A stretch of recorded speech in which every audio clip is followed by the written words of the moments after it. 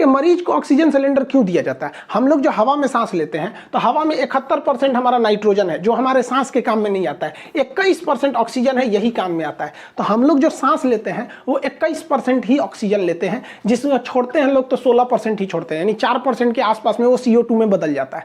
तो यही ऑक्सीजन का हमको काम है 21%। लेकिन जब हमारा शरीर स्वस्थ रहता है ना तो हम 21% में काम चला लेते हैं, चलो ना यार कोई दिक्कत नहीं है यहाँ पे। लेकिन जब हमारे फेफड़े काम करना बंद करने लगते हैं, स्थिति खराब हो जाती है, तो ये 21% काम नहीं आता है। तो एक मशीन द्वारा इसमें से क्या किया जाता है ना, ऑक्सीजन लिया जाता है, नाइट्रोजन छाट दिया जाता है, धूल कण को छाट दिया जाता है, हर चीज छाट दिया जाता है, और जो 21% ऑक्सीजन मिल रहा था उसमें से पूरा का पूरा छान के और 98% वाला ऑक्सीजन भर देते हैं। 98%, इसमें ज्यादा शुद्ध मात्रा में, ज्यादा मात्रा में ऑक्सीजन है।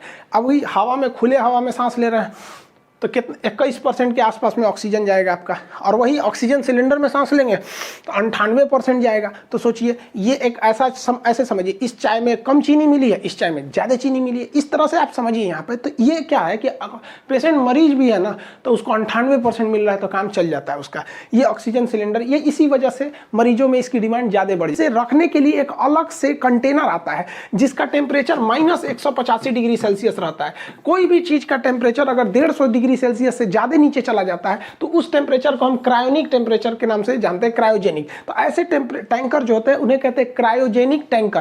टाटा ने अभी ऐसे कई क्रायोजेनिक टैंकरों को आयात किया।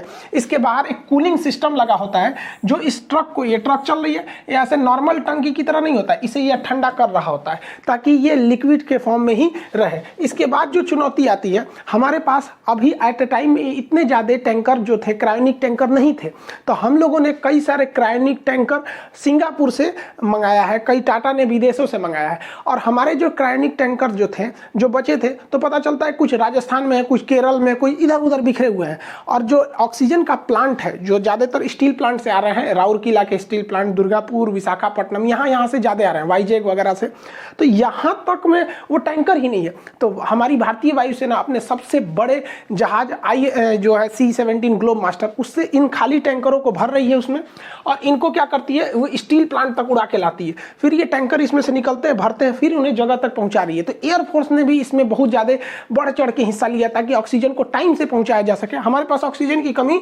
नहीं है। अब इसमें रेलवे ने भी काम किया, रोल ऑन रोल ऑफ। मतलब आपको अगर मान के चलिए कि उड़ीसा में ये टैंकर भर दिया गया तो ये ड्राइवर खुद चला के लाएगा, उससे बेटर है कि इसको रोल करके चढ़ा दीजिए किस पर, इस मतलब मालगाड़ी पर, और ये मालगाड़ी चलेगी और फिर जब दिल्ली पहुंचेगी तो उसे उतार दीजिए, तो रोल ऑफ। तो इसी को रोल ऑन रोल ऑफ कहते हैं। लेकिन समस्या क्या है, ये जो ट्रेनें चल रही हैं जरूर है ही है। ऑक्सीजन उत्पादन क्षमता को और बढ़ाने के लिए सरकार जर्मनी से लगभग 25 ऐसे पोर्टेबल, जो डायरेक्ट उठ के आ सकते हैं, सब ऑक्सीजन मेकर फैक्ट्री लगा रही है। मतलब एक छोटे से मशीन होते हैं, ये ऑक्सीजन को बनाते रहते हैं, बहुत जल्दी जल्दी बनाते रहे, हवा के ही ऑक्सीजन को सेपरेट करके हमें दिया जाता है वो वाला ऑक्सीजन। DRDO ने जो भारतीय सेना के लिए जो अपना ऑक्सीजन सिलेंडर बनाया था, ये भी भारतीय सेना ने, मतलब ये DRDO अब हॉस्पिटलों को भी दे रहा है। इसमें एक फायदा ये होता है ना कि अगर आप इससे इस मास्क को अगर लगाते थे तो ये ऑटोमेटिक होता है, कितना ऑक्सीजन बढ़ाना है, कितना घटाना है, इसमें नर्स वगैरह की जरूरत नहीं पड़ती है। तो DRDO भी